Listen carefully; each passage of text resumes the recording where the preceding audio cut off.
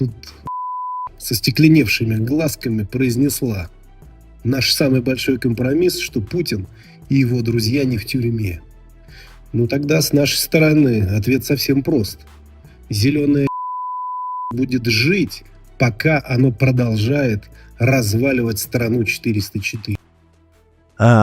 Это очень жесткий позор, и все это понимают, и я объясню почему. Во-первых, это действительно компромисс. Вот когда кричат, а как Украина пойдет на компромиссы? Да потому что Украина со своей стороны, я убежден, направила документы во все международные инстанции, товарищи, война. Посмотрите, сколько преступлений они наделали и кто отдавал приказы. И Владимир Васильевич этого не скрывает. Поэтому земли-переземли – это реально огромный компромисс, и все адекватно это должны понимать. Если моль не на скамье подсудимых, это уже охренительный компромисс. Это уже сдача всех демократических ценностей, это сдача всего фуфлометства, свободы, равенства и братства. Все это спустили в унитаз. Все это все прекрасно понимают. Начинаются рычаги. Но по факту действительно так. С этим невозможно не согласиться. Если даже подписывать какое-то перемирие, там, Украина, Россия, Америка, там, не знаю, кто еще, Великобритания, Франция, Германия, то если преступник, развязавший в наше время войну в Европе, и он не осужден, санкции там, тут помню, тут не помню, претензий к нему не имеет, президент Америки встречается, американские военные стелят ковровые дорожки, то да, я считаю, это реальный компромисс. А вот дальше фуфло натуральное, и объясню почему. Говорит, ну тогда наш компромисс, чтобы Зеленский оставался на своем посту. Да если бы вы могли, вы бы давно уже поменяли его, вы бы давно уже... И вы пытались решить вопрос более радикально. Просто руки не дотягиваются по каким-то причинам. И поэтому короткие руки, как говорится, против Кости Сапрыкина. Вы просто этого не можете. А декламирует он это, мол, да у нас все есть возможности, просто мы этого не хотим, оказывается. То кадыровская эта вылазит. Дайте нам приказ, поедем в Киев, привезем Зеленского, все это. Люди, ну поймите, вот ты смотришь на них, тот блеет, никак не доедет. Этот проспался после капельницы, делает вид, что он телефон держит в руках. Телефон стоит на штативе. Ну, кто не понимает, я объясняю. Телефон стоит на штативе, а оно делает вид, что оно держит телефон, потому что если бы он его держал, там бы камера вот так бы ходила. Потому что тремор, делирион тремор, или как он там называется, как Вася Рогов. Нет, говорит, у меня такого нет, у меня жена и тесть. Вот здесь та же самая история. Идем дальше. Только вчера показывал кадры про Краматорск, что с ними делают. И российские солдаты, российская армия настолько защищает братский русскоязычный народ Украины, что просто тупо, ну вот новость, они реально целятся в движущиеся машины. И уже неважно, военные, не военные, с кем там они, просто все машины, которые двигаются, по ним тупо прилетают FPV. Ну, это ли не защита традиционных российских ценностей? Оно и есть. Как завещал этот татарский, или как его, говорит, мы всех порешим, ограбим, приговорим, все как мы любим. Когда вот смотришь на вот такие вещи, сейчас я вам покажу видео, после которого реально многие вещи становятся понятны, и немножечко некоторые пункты так в голове выстраиваются. Are aliens real? They're real, but I haven't seen them, and they're not being kept in what is it? Area 51. Area 51. There's no underground facility, unless there's this enormous conspiracy, and they hid it from the President of the United States. What was the first question you wanted answered when you became president? Where are the aliens? Where are the aliens? Говорит, инопланетяне есть. Существует такой заговор, о котором даже не знает президент Америки.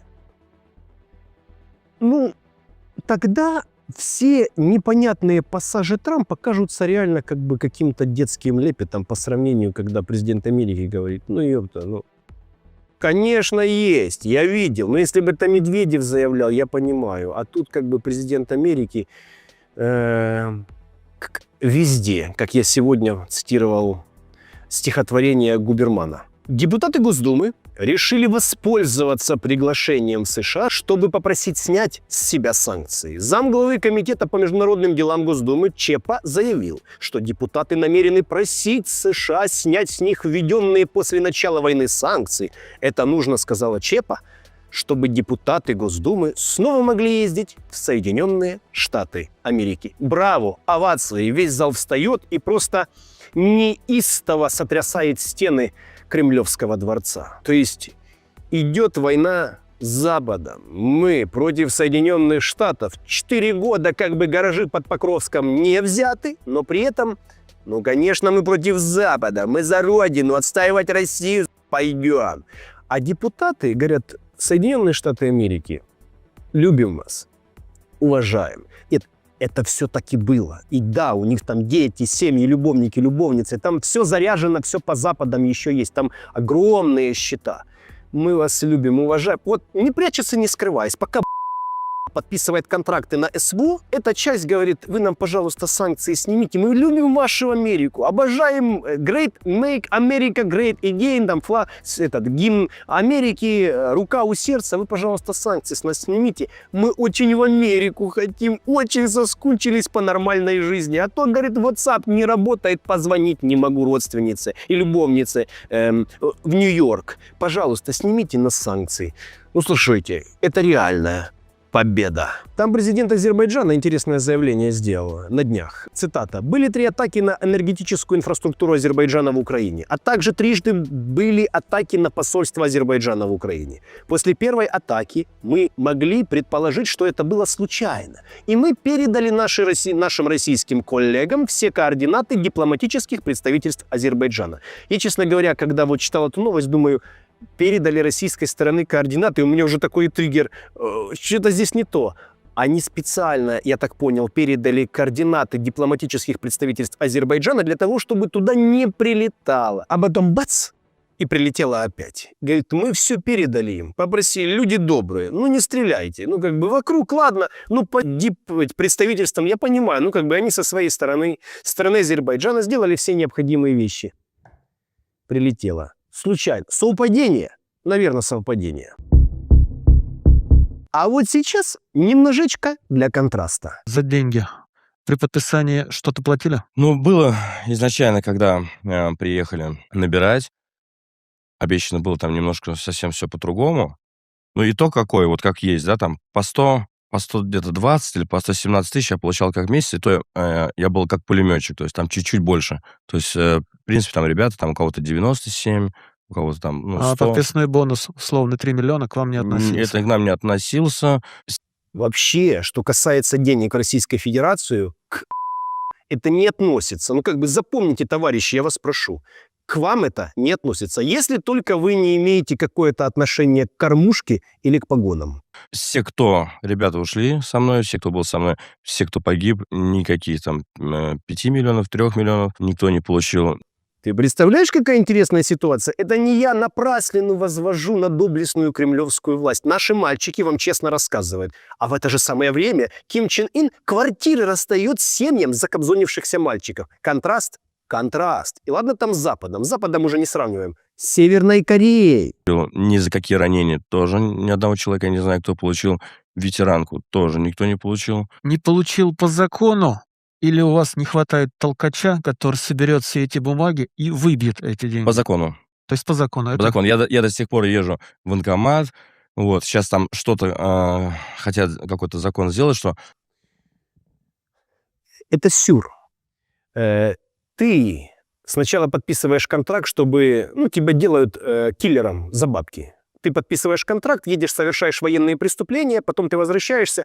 Теперь, пожалуйста, по закону, как бы у меня немножко у того глаза, у того руки, у того пальца нет. Нам, пожалуйста, по закону документы какие-то сделайте. Либо в Северную Корею отправьте, потому что там квартиры раздают, а я последний, как говорится, без соли доедаю. Товарищи, я по закону хочу. Толкач, не получается. Те, кто ушел, вот до 23 до августа, им хотят дать ветеранке, там какое-то прошло первое слушание, второе слушание Госдумы, ну вот там осталось только подписание президента. А Пронька слушает, доест. Одно слушание, второе, третье, и все равно кто что получит.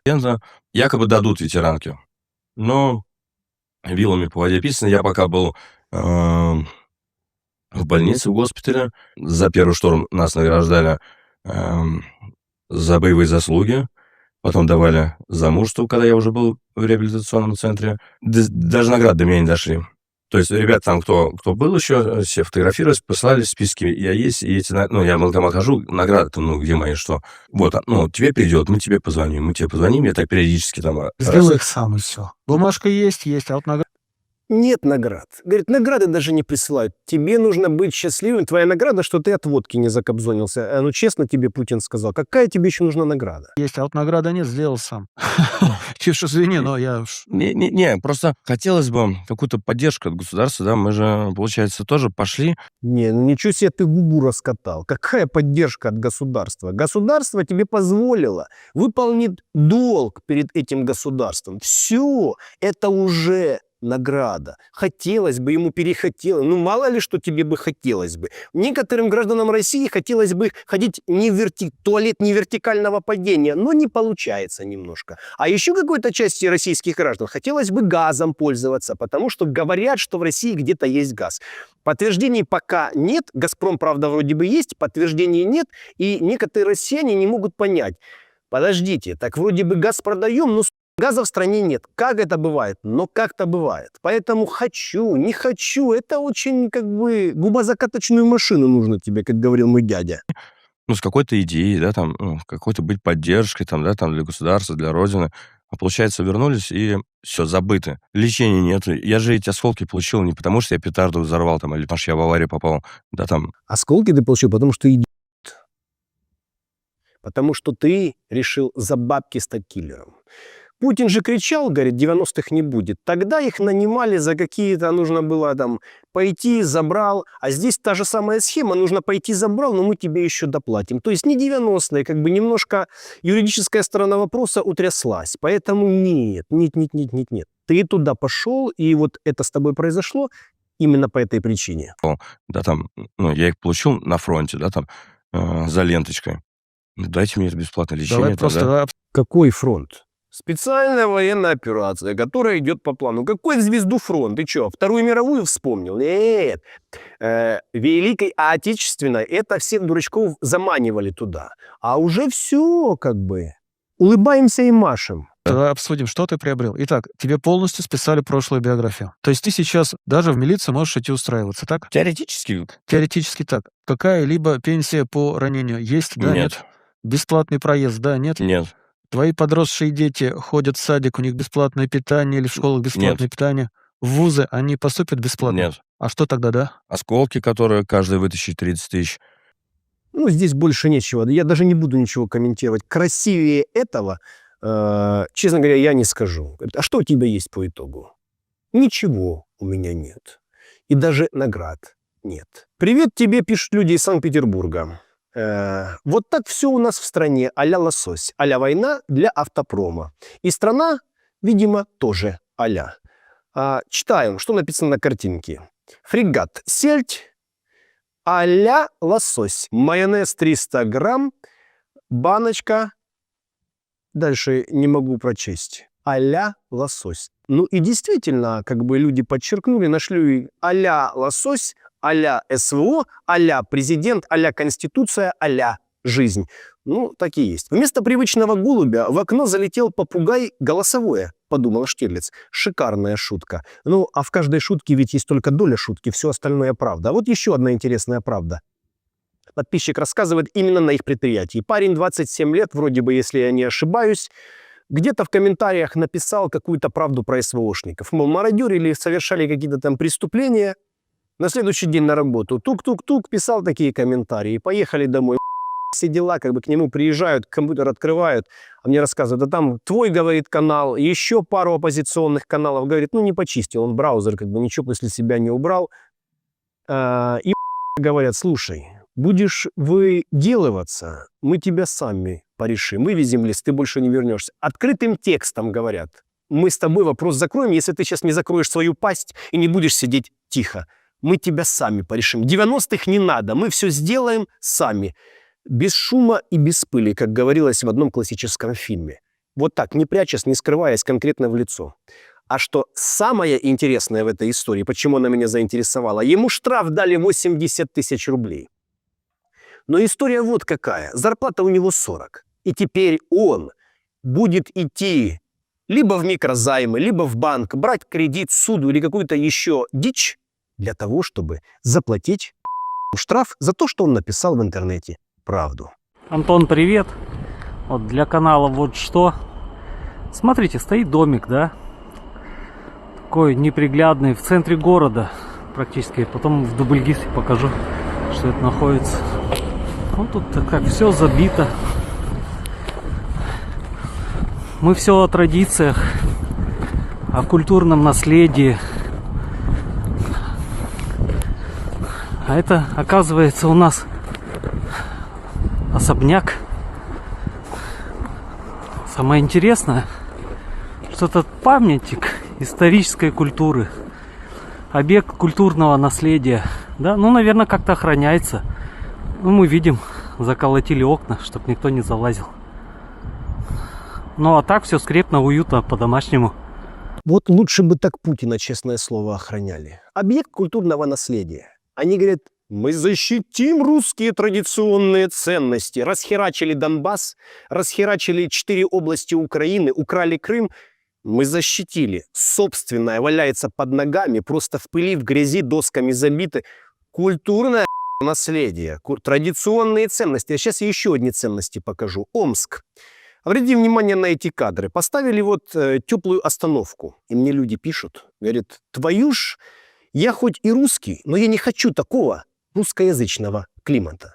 Обратите внимание, это же просто, это, как говорится, песня, лица все не обезображенные интеллектом, интеллигентные, красивые. Но это, конечно, сарказм, но вообще, если на каждого посмотреть, вот укрупниться немножечко, обратите внимание, вот слово это давно для меня не фигура речи. Это внутренняя наполненность, душевная, человеческая, его мотивы, его жизнь, то, чем он интересуется, чем он живет и о чем он думает. А также это все накладывает свой отпечаток на внешность. Посмотрите, каждого, кого посмотреть, натуральные, вот просто... Вот она остановка, поставили для людей, и вот как бы их туда задушили. Натуральный. Как там говорят? Ну, это как бы глубинный народ, что с него взять? В любой стране есть наука. Помните, у нас с вами тема была, я рассказывал про науку, что не все так однозначно с наукой. Человек мне присылает. Одна из лабораторий РХТУ имени Дмитрия Менделеева в Москве. Обратите внимание на то, какая здесь красота. Вы просто посмотрите, какой шарм, какая изысканность, какие нанотехнологии. Смотрите, какая плитка. Все советское. Холодильник для хранения реактивов советских времен. Стоит 24-й год. Это не 90-го года фотографии, товарищи, и там реально велись химические разработки. Человек мне говорит, вот там делали такую интересную штуковину. И еще интересный момент. Это химическая лаборатория в главном корпусе. Кто знает? Пришлите коллегам, пусть посмотрят, пусть подтвердят. Может, я обманываю? Я знаю, что я не обманываю, потому что это мне непосредственно прислали люди, которые знают, что там происходит. Вы посмотрите, вот это просто, это же песня, плитка, ржавые потеки, химическая лаборатория, трубы, потолки не ремонтированные с советских времен. Ну, это, конечно, это реальный прорыв. Там на днях вход в госуслуги сделали только через МАКС. Но уже вроде бы появились лайфхаки, и, по-моему, даже я показывал в нашем телеграм-канале, как это можно обойти. То есть они хотели, чтобы люди реально только через МАКС могли зайти, но там еще есть лазейка. Но я вас убеждаю, это ненадолго. Они все равно дожмут эту ситуацию. Они будут реальную делать Северную Корею. Но не по получению квартир семьям закобзонившихся мальчиков, а по условиям жизни. О, еще есть куда стремиться. Новость просто сказка. Я не люблю новости про автопром и про самолеты, потому что, мне очень понятно, как бы невооруженным взглядом, какая реальная ситуация с этим всем происходит. Но здесь же песня. Завод «Аурус» остановил конвейер. Официальная версия – инвентаризация. Однако злые, но знающие языки связывают паузу с падением спроса. Российский люкс за 70 миллионов рублей оказалось просто некому продавать. Все министерство и госкомпании уже закупились, а частники за этот прайс выбирают Rolls-Royce. Все очень просто. Пафосно, помните, Мантуров, куда говорит правильно ударение делать, там еще какие-то 3 пенька, кнопку нажимали, разрешение, Владимир Владимирович, запустить производство. Разрешаю. Запустили, произвели, посадили. Ким Чен Ын даже пересел с нее. Ну, зачем ему на этом хламе ездить? Говорит, зачем мне Бердянск? Мне нужна Венеция, мне Италия, мне Рим нужен. Говорит, зачем мне ваш Бердянск, как Панасенков говорил? Так и этот, зачем мне ваш Аурус, товарищи? Я на Мерседесах буду ездить, я же человек, я себя люблю, зачем мне на хламе каком-то ездить? Даже Пухляж пересел из него. И здесь ведь все очень просто. Пафосно запустить, рассказать, какие мы молодцы, как у нас все классно получается, как экономика шагает вперед. Мы открываем конвейер люксовых автомобилей, гроза Мерседесов и Роллс-Ройсов. Бац! Всем конторкам, которые могут себе это позволить, был дан приказ закупиться, они закупились. А дальше? А дальше... У народа просто нет денег. Но я думаю, СВОшники были бы рады ездить на Аурусах. Но денег у них нет, а государство Аурусы не дарит. И все. Этот хлам никто не покупает. А давайте вот честно. Те, кто за Путина, за СВО. Вот вам поставили перед вами Аурус и Rolls-Royce. Как вы думаете, что бы вы выбрали?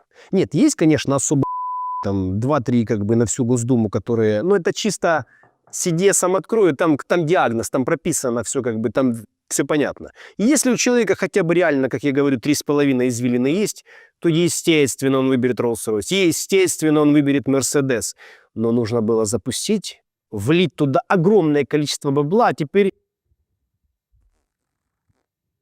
не работает, не работает. По одной простой причине – не покупают, не покупают. Классно почитал кто-то. На деньги, потраченные РКН на замедление сервисов, можно построить было 38 школ. Посчитали люди просто в сетях. По примерным подсчетам, блокировки обошлись в 56 миллиардов, а строительство одной школы стоит в среднем 1,5. То есть, а даже вот теоретически можно было бы эти деньги запустить и реально что-то сделать, что-то создать, что-то построить. Вы знаете, я сейчас сам это говорю и сам думаю, что ты несешь? Ну, что ты за бред городишь? Что построить? Что создать? Вот они сейчас реально, над чем они усиленно работают, это над теми средствами, благодаря которым можно будет реально отслеживать и замедлять VPN. Вот на это брошены на сегодняшний день, друзья рассказывают, очень большие силы. А вот потратить 56 миллиардов для того, чтобы просто замедлить. А сейчас уже идут слухи, что, может быть, и не будут замедлять. Я думаю, все-таки его будут замедлять, просто не так активно, потому что очень уж много переполошилось народцу, который с зеткой на заднице ходит. Поэтому 56 миллиардов для того, чтобы люди просто не могли им пользоваться. Честно, я по простоте душевной думал, ну замедлять, ну как замедлять? Ну, может, где-то какие-то проводочки вырвали, может, где-то какие-то сервисы погнули. Ну, я не технарь, не физмат, как бы я совершенно честно, я не претендую как бы на знания в этой области. Но, извините, вдуть 56 миллиардов, не пойми на что просто какая-то программа не работала, и люди не могли просто почитать телеграм-канал вот что. Это, конечно, верх идиотизма. В Госдуме рекомендовали россиянам выращивать огурцы дома, на подоконнике, вместо того, чтобы ждать снижения цен. И это правильно. Я поддерживаю депутатов Государственной Думы, потому что снижение цен не будет, потому что все идет по плану, как говорит великий лидер, отец и борец. Вспоминая наш уже как бы мем, у нас уже мем среди близкого круга организовался. Вы знаете, раньше вот был Тамбовский волк, а теперь магаданский огурец. Пока не швабра, но все, как говорится, впереди. И вот он говорит, цены не будут снижаться. Товарищи, не будут цены снижаться, выращивайте огурцы на балконе. Магаданский огурец тебе, как говорится. У нас есть детские колонии, у нас есть взрослые колонии, делаем экскурсию и показываем, что с тобой будет в случае, если. Все. Ну почему нет? Хорошо, штрафы помогут, потому когда родителям прилетит студентов 20 тысяч за плохое поведение. Почему родители? Вот я бы в первую очередь наказывал вот по всем этим ситуациям. Классного руководителя. Даже самым жестким образом наказывал классного руководителя. В тюрьму? Это лучший вариант, а я бы еще жестче делал, расстреливал бы на месте. Тем не менее, виноват в этой ситуации на первом месте классный руководитель. На втором месте поддержу коллегу, директора школы. Очень жестко, вот его в тюрьму непосредственно. А родителей я бы на третье место поставил, потому что они не с ними что делать? Штраф. Это поможет? Во всяком случае, они Николай, обратят родители внимание. не умеют общаться с ребенком со своим. Им сделаешь несколько тысяч штрафов, они научатся, что ли? Поэтому я говорю, на первом Нет. психологу, озадачиться этим вопросом. не научатся. Ну, конечно, нужно сразу... А кто потом бюллетени будет вбрасывать? Ты подумай, ты как бы комментатор. Я этих учителей отдай. Кто будет фальсификацию выборов делать? Кто это будет делать? Поэтому тут я бы не спешил разбрасываться. Но вот я еще на что хотел обратить ваше внимание, дорогие зрители. Вы заметили, как вот женщины, которые сидят напротив, они говорят, а нет учителей. Ну нет, их не хватает по факту. Говорит, кого вы будете к стенке ставить? Не, к стенке, конечно, поставить дело святое. Нам еще как бы завещали с 17-го. И раньше разное бывало в истории. Это, конечно, все хорошо. Поддерживаем. Но учителей не хватает. Поэтому кого вы собираетесь? Если вы еще парочку зеленкой лоб намажете, ну, как бы, ну, это даже уже будет так сильнее, чем в Северной Корее. Потому что у нас же демократия, ну, у нас конституция есть. Вы че? В Москве арестовали экс-директора концерна «Калашников» по делу о хищениях. Бывшего директора по закупкам и логистике концерна «Калашникова» Ксению Гращенкову арестовали по уголовному делу о хищении и при выполнении гособоронзаказа. Пишут СМИ со ссылкой на силовиков. Уголовное дело было возбуждено в ноябре 2025 года. Гращенковой грозит до 10 лет лишения свободы. А что, оказывается, в концерне Калашников воровали? Во-первых, от меня благодарность этой хорошей женщине. Это первое. А второе, что-то они как-то непонятно кинулись. Передел идет, товарищ. Идет обычный передел. Вы что думаете, они не знали, что там деньжата, какие на военке крутятся, когда еще Индия закупалась, Турция закупалась, Африка закупалась, Венесуэла закупалась. А сейчас... улыбаемся и машем, как я сегодня сказал в выпуске. Венесуэльцы уже как бы все посмотрели, российское оружие почти справилось. Мадуро показания дает, сидит как бы там, ему швабру готовят в американской камере. Как бы все поняли. Индусы поняли, турки поняли, поэтому что-то как-то не очень начался очередной передел, и поэтому вот тетя, как говорится, попала. Слушайте, да что ж эти огурцы никак не отстанут? Ну, новость. Продажу огурцов в одни руки ограничили в Новосибирске из-за спекулянтов. Слушайте, это очередной экономический прорыв. Если до этого даже в Советском Союзе, который я часто критикую, но в Советском Союзе спекулировали, не знаю, шмотками, техникой, долларами, как бы завезенными джинсами. Это не 90-е. Я не знаю, куда он пошел. Честно, Россия не то, что свернула не туда. Там как бы уже гребаные лабиринты, которые нужно просто взрывать. Ну, во всех смыслах этого слова. Там не обойдется. Сейчас мы нового оппозиционера выберем, отнесем документы в как бы, избирком, меня зарегистрируют, и я пойду на выборы. Сейчас уже эта схема не работает, и будет совершенно другая история. От того, что спекулируют люди огурцами. Ну, это реальный прорыв. И вот просто мне такая веселая картинка попалась. Вот эта картина русского художника Василия Перова. «Проводы покойника», написанная в 1865 году. Через 4 года после отмены крепостного права. А это проводы на покой, как говорится, в современной России. И кто-то написал гениальнейшую вещь, я считаю. Это шутка, но она гениальная. За 152 года продали лошадь. А так, посмотрите, все то же самое, только тогда крепостное право еще было.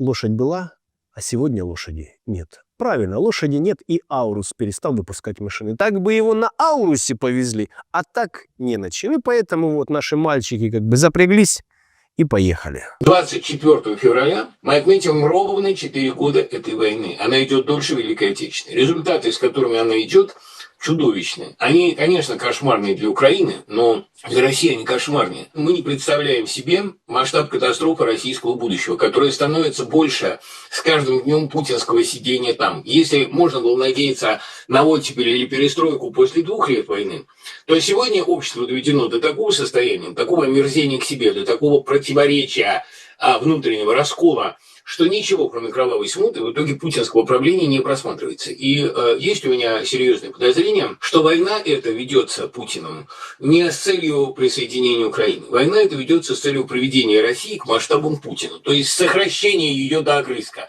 Мне кажется, он в этом преуспел. Вы знаете, слова Дмитрия Быкова я даже не буду комментировать. Настолько я с ними согласен.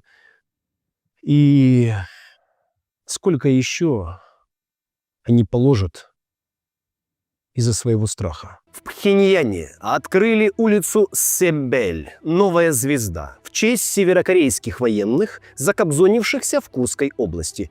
Сообщает информационное агентство КНДР. Ким Чен Ын назвал улицу Себель символом героической эпохи и предметом гордости всей страны. Ну, во-первых, гордости за что и почему, когда ты непонятно где, непонятно за какую землю, о которой просто где-то читал, даже в интернетах собственных не можешь посмотреть, погуглить, потому что это все не работает. Ты где-то там закобзонился, чтобы твоему пухляшу, твоему лидеру, который кормит тебя рисом, дали ядерные технологии. Ну, сомнительная история, тем не менее. Но что самое главное, на этой церемонии он передал ордера на квартиры семьям закобзонившихся северокорейских мальчиков. Товарищи, друзья, дорогие зетники, а накидайте мне новостей в комментариях, либо в телеграм-канал напишите мне, я отвечаю в личные сообщения.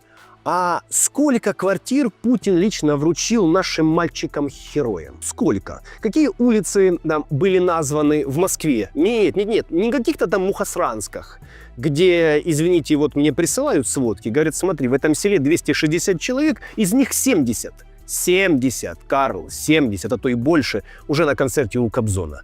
Чтобы улицу, чтобы открытие, чтобы он лично вручал ордера на квартиры. Сейчас даже те, которые возвращаются, не все могут выбить свои бабки.